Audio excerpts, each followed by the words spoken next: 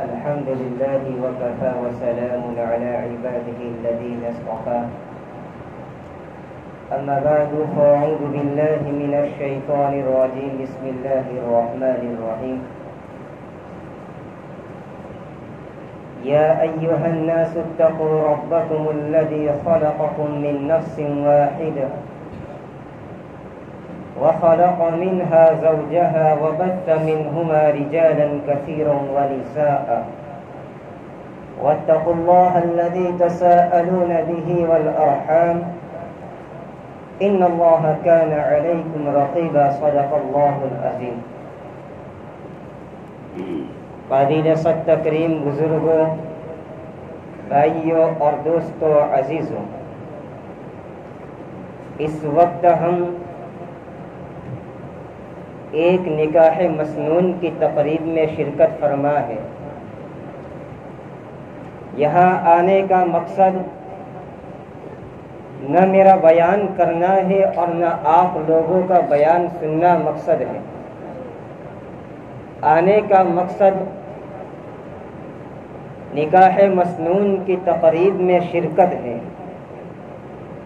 ہمارے میزبان آپ کے گاؤں بھادی کے رہنے والے جناب عبدال بھائی غلام حسین ودیعہ ماضی سرپنچ ہیں. آج جناب عبدال بھائی ودیعہ کی دختر بیٹی کا نکاح ہے.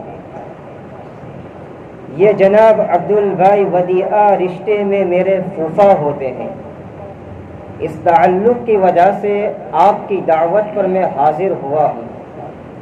اس وقت مجھے نکاح کے حوالے سے ایک دو باتیں عرض کرنی ہیں.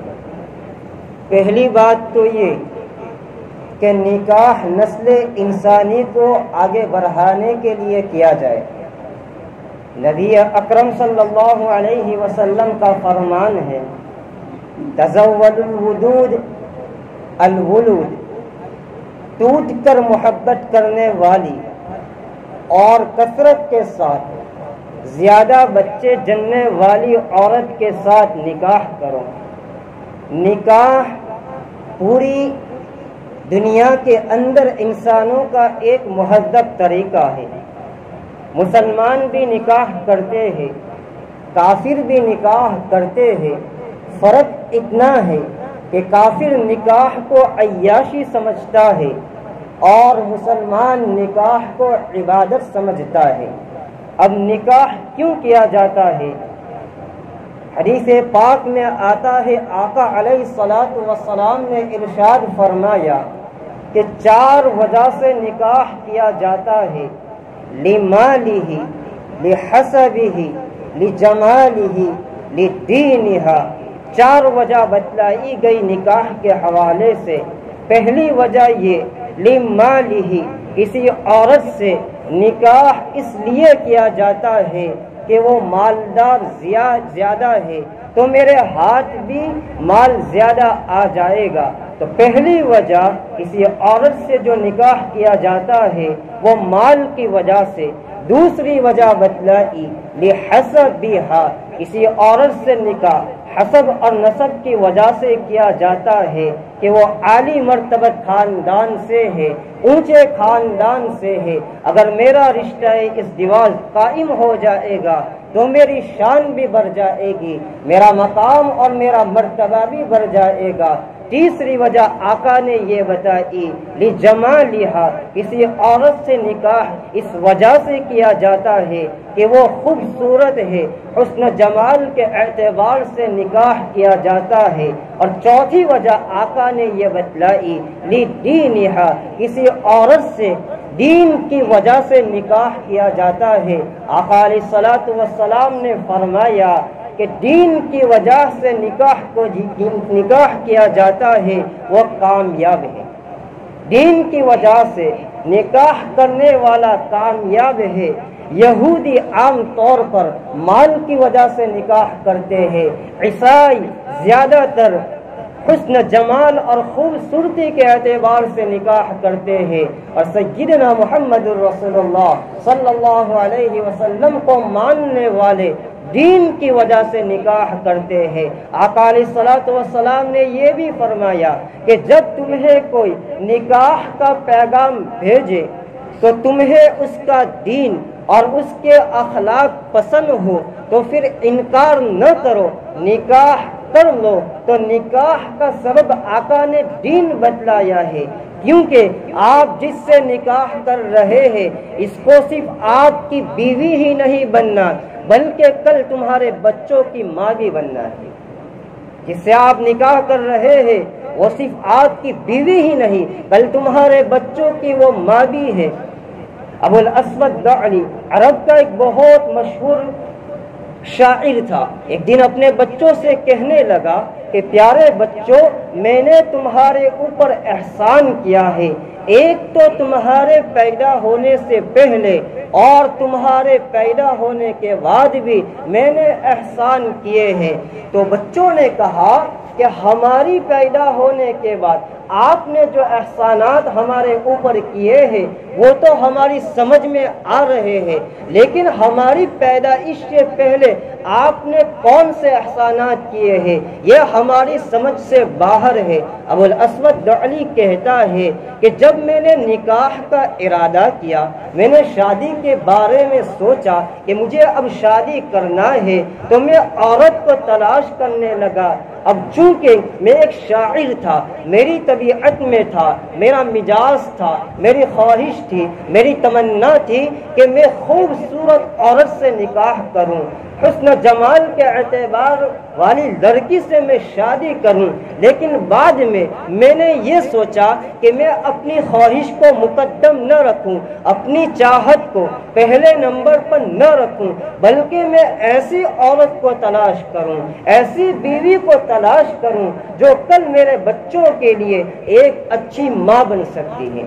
تو جب میں نے عورت کو تلاش کی، بیوی کو تلاش کی، تو خوبصورتی کے اعتبار سے نہیں، حسن جمال کے اعتبار سے نہیں، بلکہ میں نے تمہارے لیے نیک اور دیندار اور ایک اچھی ماں تلاش کی ہے۔ تو یہ وہ میرا احسان ہے تمہارے اوپر جو تمہاری پیدائش سے پہلے میں نے تم پر کیا ہے۔ آقا علیہ الصلوۃ والسلام نے یہ بھی فرمایا ہے کہ 3 چیزیں انسان کی خوشبختی میں سے ہے، نمبر 1 اچھا گھر، نمبر 2 اچھی سواری اور نمبر 3 اچھی بیوی۔ اگر یہ چیز کسی کو مل جائے تو وہ انسان کی خوش بختی اور نیک بختی میں ہے۔ آپ نے یہ بھی فرمایا کہ دنیا متاع ہے اور دنیا کا سب سے بہترین متاع وہ ہے، وہ نیک بیوی اور صالح عورت ہے۔ متاع کسے کہتے ہیں؟ متاع کا معنی ہوتا ہے سامان، دنیا کی چیزیں۔ تو دنیا کی سب سے بہترین چیز ہے نیک بیوی، صالح بیوی۔ آپ نے یہ بھی فرمایا، صالح بیوی کی تعریف فرمائی ہے کہ صالح اور نیک بیوی کسے کہتے ہیں؟